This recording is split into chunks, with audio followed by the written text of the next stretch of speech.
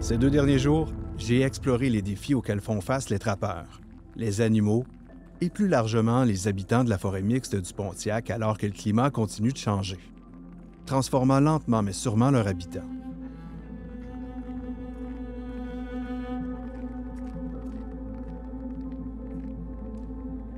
Avec moins de neige et des hivers plus doux, ces créatures sont confrontées à des défis sans précédent. Les changements de température affectent leurs habitudes de migration, leur alimentation et même leur comportement reproductif. Les hivers, autrefois rigoureux, deviennent plus cléments, bouleversant l'équilibre délicat de cet écosystème millénaire.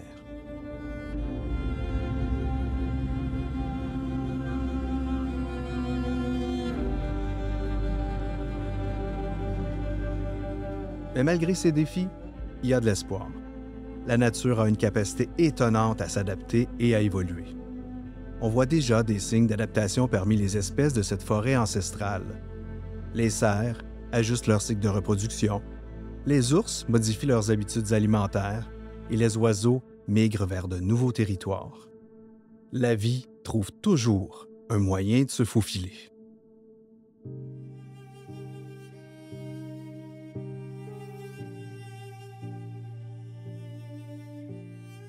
Nous avons également un rôle à jouer dans cette grande histoire de survie et d'adaptation.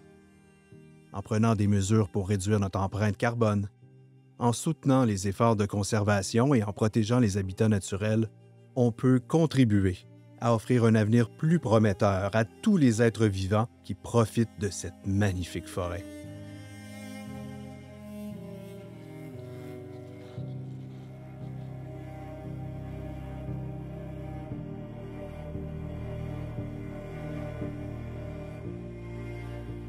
Rappelons-nous que même face à l'adversité, la nature persiste, s'adapte et continue de nous inspirer.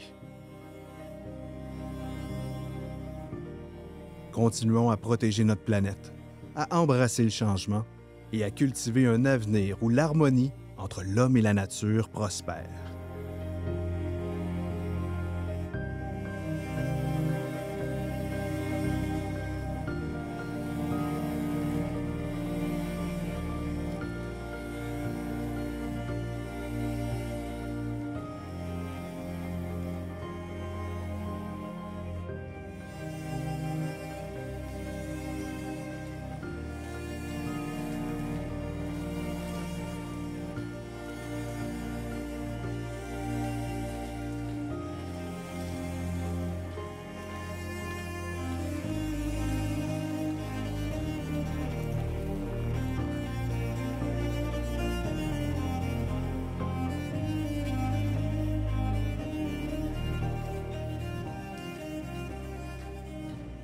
Ma rando est bien entamée. Je pars une couple de jours ici dans la région de l'Outaouais, dans le Pontiac.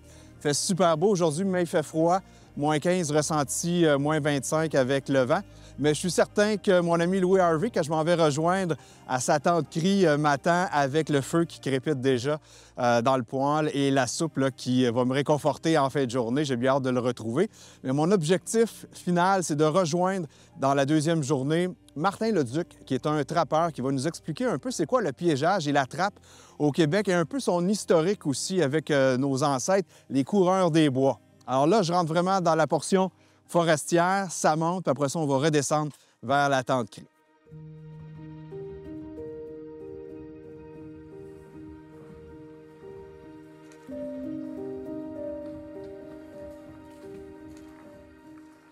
Ici, la tradition de la trappe perdure, même si elle s'est transformée.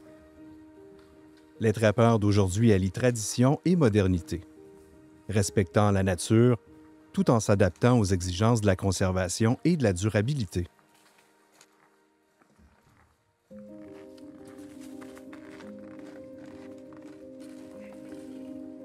Si on remonte au 17e siècle, ces hommes intrépides œuvraient dans des conditions vraiment pas faciles, bravant les rigueurs du climat et les bêtes sauvages. L'économie du temps était dictée par la vente des précieuses peaux et fourrures d'animaux, une ressource convoitée par les marchands européens avides de richesses.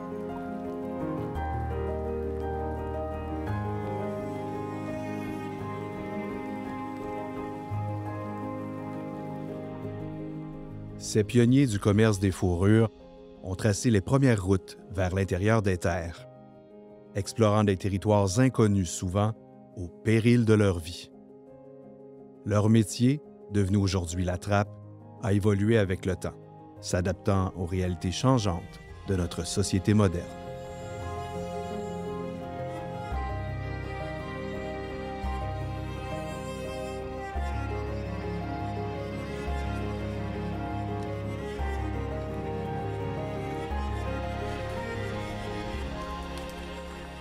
Je me demande si, au fil des siècles, le métier de trappeur a su préserver son essence, celle d'une connexion profonde avec la nature, d'un respect pour les animaux sauvages et d'une passion indéfectible pour la vie en plein air.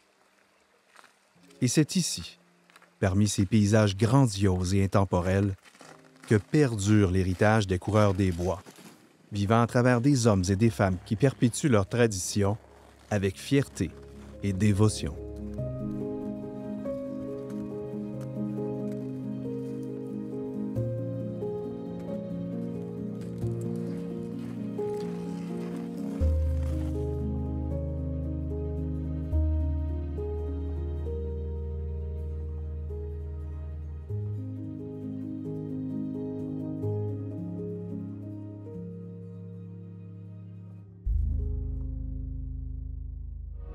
Écoute, ça fait tellement d'années que tu me parles de ton camp ici puis de ta terre. Ce qui est exceptionnel, c'est que quand j'emmène du monde dans ce secteur-là, il n'y a personne. Mm.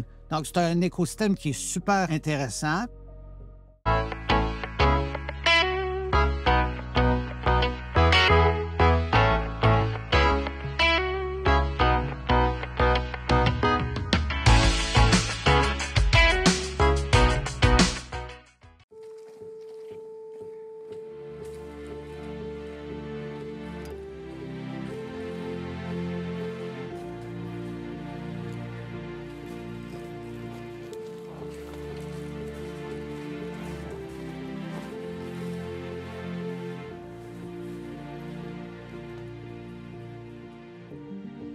Au cœur de la majestueuse forêt québécoise où, à une autre époque, nos ancêtres coureurs des bois arpentaient ces terres sauvages avec bravoure et détermination.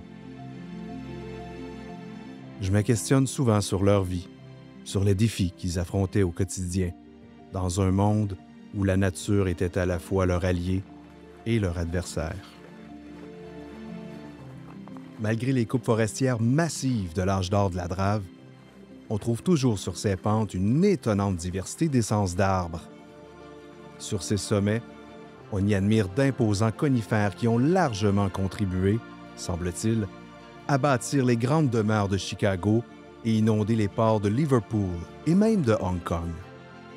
C'est donc une forêt riche de sa flore et de sa faune qui aura nourri toute une population pendant des siècles.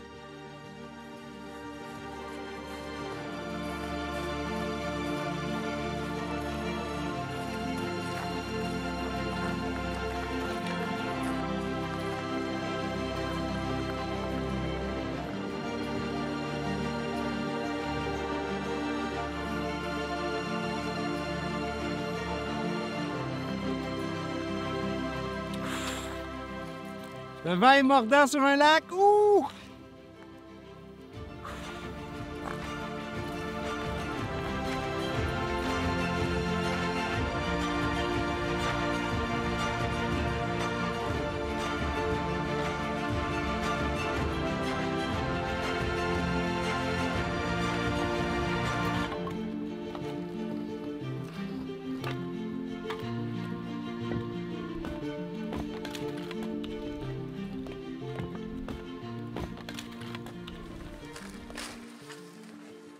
Après avoir marché une longue journée en forêt, j'arrive enfin à la tente Cri de Louis.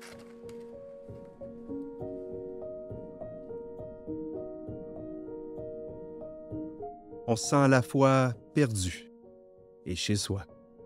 Oui! Ouais! Avec ça, ouais! Non, une, trois, quatre, ouais! T'en as un bail? J'en sais pas. Hey, t'es revenu? Alors, faut le boire pour le croire. Ah, c'est parfait, ça. C'est parfait pour Vas-y, toi, mon cher. avec toute la run que t'en fais. Hein? Quel vent! Hey, c'est débile mental. Quel C'est débile vent, mental. quel Parce vent. qu'ici, en plus, quand on monte, on est vraiment comme... Ouais. C'est comme une vallée, hein? On est entre Ouais. deux sommets là, de chaque côté. Puis le vent, là, il rentre là-dedans. Là. Puis orienté ouest, puis les vents dominants aujourd'hui sont ouest. Donc, si on était dans le moins 15, on rajoute un facteur de 10. Donc, on Ah est au ouais. minimum moins 25. Donc, tu sais, c'est... Ah ouais, puis même sur le lac, je me demande si je peux aller dans le moins 30. La dernière portion avant d'arriver ici au campement. Là. Ça- Eh bien, parlant de campement, t'es bien installé, sérieux? Là? Oui. Oui, bien écoute, c'est une tente de type Atouk, tente cri. Puis c'est vraiment les couches sont faites, soit c'est à 270 degrés. Puis quand on installe ces tentes-là, on fait comme une espèce de plateforme, puis un carré un peu plus bas pour installer le poêle à bois. Tu as remarqué mon beau plancher de bois franc? Ben ouais, ben ouais. En fait, en fait, c'est quand on arrive avec nos petits... Moi, je fonctionne avec des scies électriques, hein. Je ne fonctionne plus avec des scies. Donc, j'arrive avec la scie électrique, je coupe les bio en deux, j'installe ça, parfait.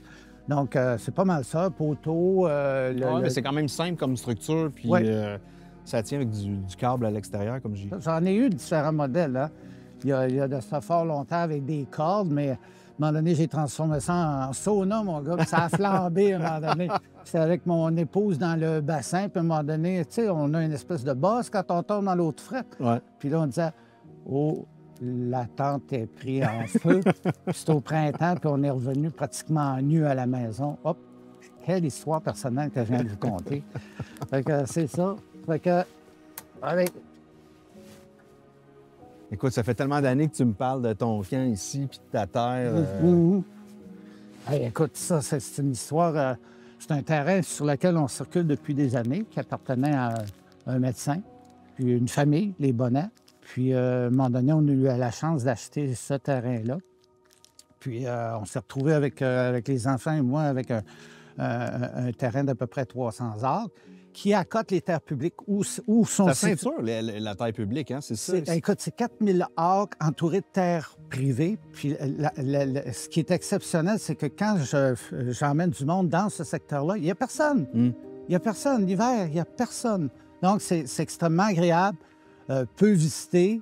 Donc, c'est un écosystème qui est super intéressant. Puis, la coopérative, nous, on a obtenu un permis du ministère, puis on est en train de développer des sentiers de randonnée C'est pédestre. ça, parce que vous avez développé quoi, une quarantaine de kilomètres de Ah, sentiers ouais. depuis 2017-2018. 2018. Puis maintenant, ben, vous en avez fait une business avec Coop Aventure Eliante. Puis là, vous amenez des groupes. Puis ils viennent Ouais. vivre un peu ce que je vais vivre. Oui, exactement. Cette nuit, là. Exactement, oui. Le principe de venir se promener avec Aventure Eliante, c'est reprendre contact avec une installation, entre autres la tente. Tu sais, on voit qu'il y a du sapin, donc revivre un peu les façons ancestrales de coucher. Tu es quand même confortable. Ça sent bon en plus. Puis ça sent bon. Tu as un contact avec l'extérieur. Le guide, entre autres, qui est moi, tous les guides le font, donc ils restent réveillés durant la nuit.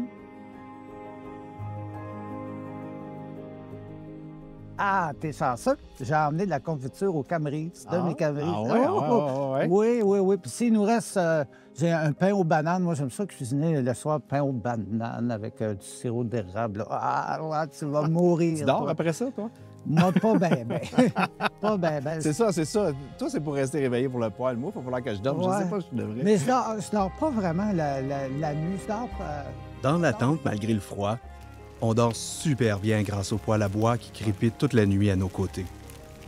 Louis a l'habitude de s'en occuper. Ça devient une routine importante si on veut pas se les geler.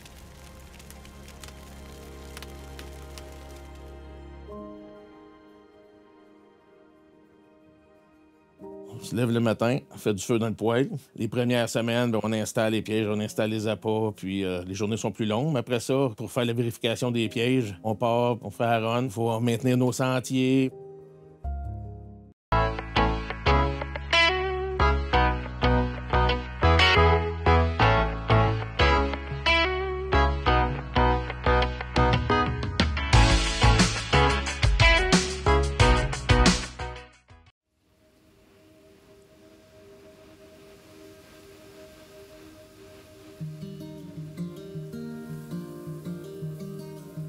Le rituel du matin débute. Je m'habille et je fais mon sac pour ma journée. Je dois me rendre aux falaises qui sont à voir absolument. je vais devoir grimper la montagne pour redescendre ensuite vers la cabine de Martin le trappeur. J'ai hâte. J'ai hâte de lui jaser parce que j'ai plein de questions et que le métier me fascine.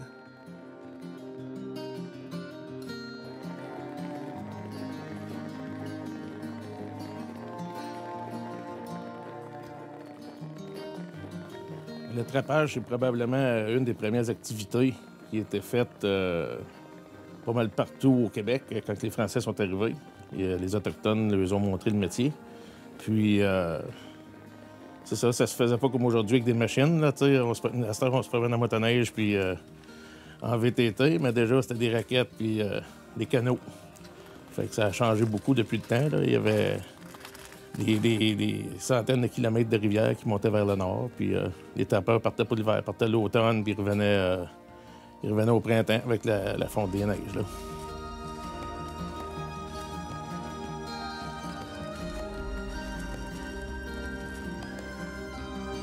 Dans les années 1800, il y a eu le prince Arthur, le fils de la reine Victoria, qui a envoyé son fils voir si c'était possible de coloniser le Pontiac.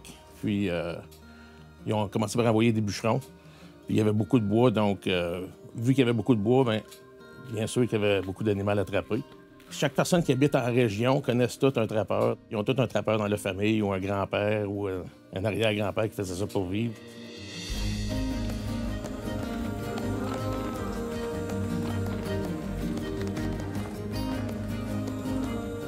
Moi, j'ai tombé là-dedans quasiment par hasard.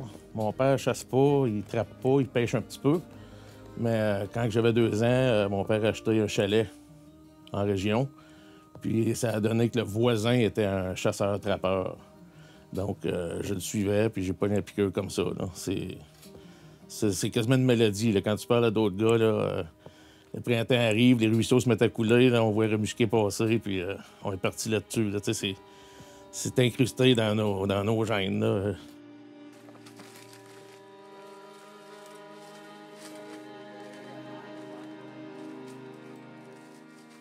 Être trappeur, c'est pas juste de l'ouverture de la trappe à fermeture. Je veux dire, on prospecte le territoire à partir de l'été. Avec le changement climatique, bien, il y a des animaux qui vont changer leurs habitudes. Donc, si on n'est pas sur le terrain pour voir, pour préparer notre saison qui s'en vient, bien, on peut pas être un bon trappeur. Là. Je veux dire, on est dans le bois 12 mois par année, même si la saison n'est pas 12 mois par année. Fait que quand le septembre arrive, là, ça chatouille. L'ouverture se fait pas mal le 25 octobre, dépendant des régions, là, mais ici, c'est ça. Donc, les bébites nous pognent, puis on prépare notre stock, puis on y va. C'est un événement annuel, là, tu sais. Ouais, on parle de changement climatique. Tu sais, Lexi, c'est comme cette année, là, si on regarde à l'extérieur, il n'y a pas de neige. On a eu une grosse tempête début janvier, mais il y a certains animaux qui ont un territoire d'été, un territoire d'hiver. Fait que là, comme cette année, là, ils savent plus, comme les chevreuils, ils savent plus s'en aller dans leur ravage habituel, où ils vont rester là. Ou est-ce que j'ai des territoires de trappe plus au nord. D'habitude, il y a 5-6 pieds de neige, puis la semaine passée, j'étais là, puis il y avait un pied de neige. Donc, ça change la donne pas mal. Là. Quand on parle de territoire de piégeage, c'est un territoire qu'on obtient qui est autour de 50 à 60 km², où ce qu'on a l'exclusivité de trapper. Donc, on est le seul trappeur à faire de la gestion de ce territoire-là. Mais en vue de garder notre territoire, on a un minimum, un quota minimum à faire. On appelle ça un 5-15. On doit prendre 15 bêtes, mais sur les 15 bêtes, il doit y avoir 5 espèces différentes. Donc, si on ne fait pas le quota, il y a possibilité que le ministère va nous retirer notre territoire de piégeage. Donc, on ne peut pas s'asseoir sur nos lauriers. Il faut trapper chaque année, puis il faut les commercialiser. Donc, commercialiser, c'est soit qu'on les envoie des tanneurs, ensuite à du monde qui font de l'artisanat, faire des mitaines, des chapeaux, ou l'autre option, c'est de les envoyer à l'Encan. L'Encan se trouve à North Bay, en Ontario. Ça s'appelle Fur Harvester Auction. C'est la seule Encan qu'il y a à travers le monde. Donc, tous les gens se rencontrent 2 fois par année à North Bay pour aller acheter les fourrures.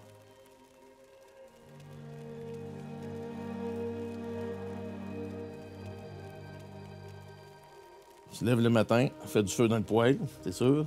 Puis un bon déjeuner, puis on se pack un lunch, puis on s'en va pour la journée. Comme au commencement de la saison, ça demande plus de temps parce que là, on fait toutes nos installations. On prépare nos appâts. Souvent, la plupart du temps, on appâte avec du castor. C'est une viande qui est très grasse puis élevée en protéines que tous les animaux en forêt y adorent. Donc, ça va être nos appâts principaux. Fait que les premières semaines, bien, on installe les pièges, on installe les appâts, puis les journées sont plus longues. Mais après ça, pour faire la vérification des pièges, bien, on part, puis on fait la run. Il faut maintenir nos sentiers. Puis là, bien, le soir, c'est sûr, si c'est l'hiver, il faut faire dégeler nos bêtes.